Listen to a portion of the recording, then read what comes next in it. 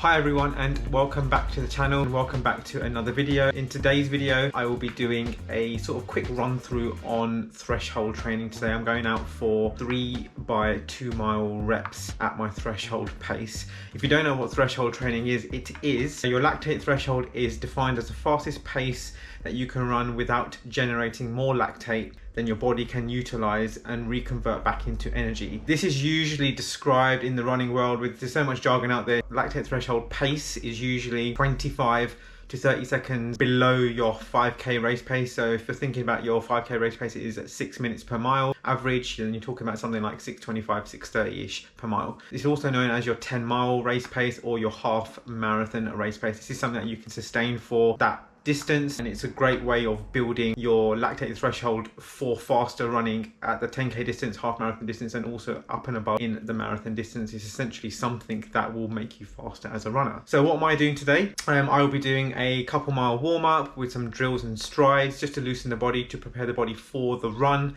and then I will be doing 3 sets of 2 miles at my lactate threshold pace, which is roughly just under 6 minutes per mile, 5:55. I've set it up on my Garmin as a workout to trigger sort of a pace zone, just so I can stay within that and just so I'm aware of what I'm actually doing. I don't tend to look at it too much, I tend to do it by feel. And what they do say with lactate threshold training is should be comfortably hard, not to the point where it's an all-out max effort, not close to that. It's something which should feel 6 to 7-ish out of 10, and it should feel quite difficult, but it's manageable, and you shouldn't feel spent afterwards. It just depends on what your recoveries are between each set. So today I'm going for a 3-minute jog recovery between each 2 mile block. As I improve my fitness, I can then knock that down to 2 minutes and then down to 90 seconds, which means that you're just spending more time in the threshold band, which is essentially going to improve your threshold. I'm going to warm up and do some activations at home before I get going on the actual jog down to the park.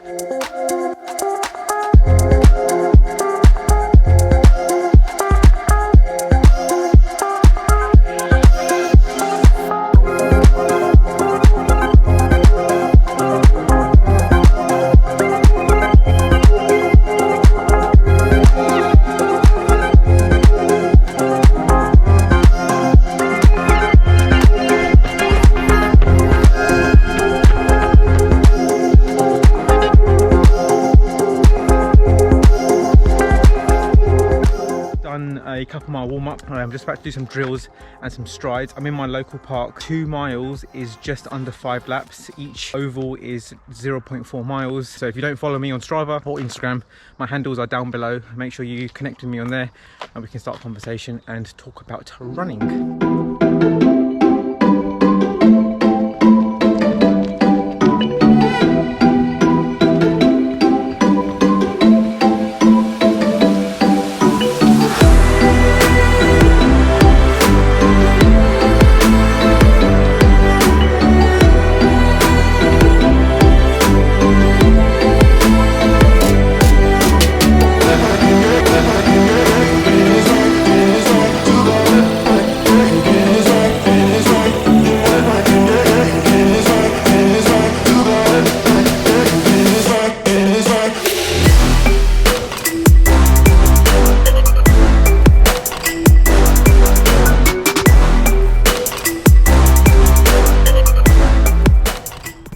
Guys, just quickly, Garmin thinks I'm unproductive, so I'm going to show Garmin who's the boss. Don't let a watch overrule you. One of the biggest thing I say, everyone says, oh, my watch says this, my watch says that. It's just a watch. You know your body better than anyone. I've done it in the past where I've let it dictate my attitude, let it change my mentality about training, and let the watch make me think I was losing fitness.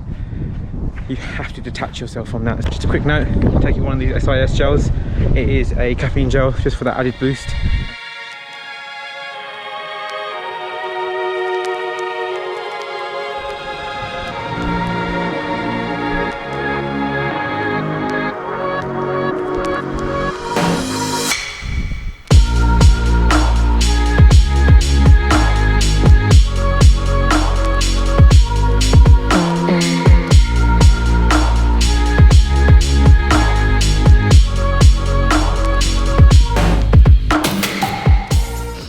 That's the workout done. So the splits for the 2 miles were 11:52, 11:48 and 11:52, so very consistent, going on the fact that my 5k pace is roughly probably around 5:30ish per mile, and with lactate threshold, if it's about 10 or 15 seconds off your 10k pace, 10k pace is around 5:45 per minute per mile, which brings it close to 5:50 to 6 minutes per range. But super happy with the session, really good, felt very comfortable, very controlled, very much within myself, still working very hard. The speaking would have been very short spurts, and which it should be, light on my feet. So yeah, very happy with how it's gone. So I'm just now gonna get my things and I'm gonna go on, do a cool down, and then we can break down the data of the actual run when I'm back home, and we can check in how the splits actually look compared to, with a little bit of heart rate as well, because I'm wearing a chest strap, gives some running dynamics, and just to see how I was covering the ground and see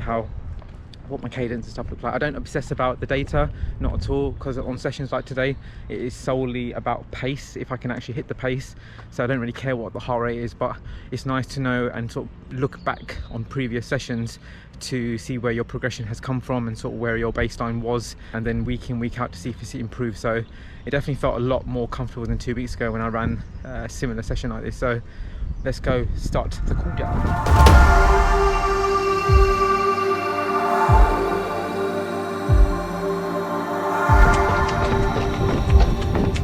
So we're back in, getting some recovery on. So what we got today is I've treated myself to almond milk, a couple of ice cubes, a scoop of peanut butter, 3 scoops of Science in Sport Rego powder, a large banana, all blended up, whizzed up, in pretty good shape. Straight in from the workout, and I'm going to down this, and then we're going to get into the data for today's run. So guys, we are back in, recovered, had some lunch, done some work, and now we're going to go through the run itself. But looking at the stats and looking at that back, so the first block that I did for the first 2 miles came in at 11:52 for the first block, which is pretty good, and that was an average of 5:56 per mile. The first mile that I ran was 5:56, and then the second mile was 5:55. So very consistent. I felt pretty good. I felt as if quite controlled. My heart rate was at a nice sort of zone. First sort of average for the heart rate was 159 for the first mile, and then 168 for the second. So my zones are set up on Garmin Connect as to knowing what my maximum heart rate is, and then my resting heart rate, so it's percentage of my heart rate reserve. I have been in the lab before previously, which was a few years ago, so it's not quite up to date, but I roughly know exactly what my zone should be, and it also works out as a percentage of my zone. So in theory, your threshold work should be in zone 4, and that's where that was sitting today. Moving into the second block, got a mile. Third mile was 5:54. And then 5:54 for the second, so very consistent on the two. I felt very controlled. Heart rate again 165, and then max of 171. So my threshold ends at about 172ish, so right on the upper end of that. And the third block was 5:54 for the 5th mile, and then 5:58 for the 6th one. So that's a tiny bit of fade on the last mile, just because probably I was getting a little bit tired. It's understandable, and I was probably dodging a lot more people and dogs in the park, which was not too bad today. It was actually all right. The wind was fine. Very sort of solid run. Cadence was very nice sort of zone. 188, average stride length of 143. Ground contact type of 174 milliseconds. So very light on my feet. This is one thing I do like about the Vaporfly shoe. That's an introduction to sort of threshold running. Very basic sort of work today in terms of knowing what to do for a threshold run. You sort of hover around that pace. Obviously I've done this workout a few weeks back, and I averaged 6 minutes per mile for that range, which is an improvement. So definitely try this workout if you are gearing up for a 10k to a half marathon. This is an ideal workout for that. So let me know how you get on in the comments, and make sure you give this video a like, because it really helps the channel, and it also helps the video get pushed out to as many people. Subscribe down below, and you hit the bell notification for when I drop another video. So thank you for watching, hope you enjoyed the video, and I'll catch you in the next video. Peace out.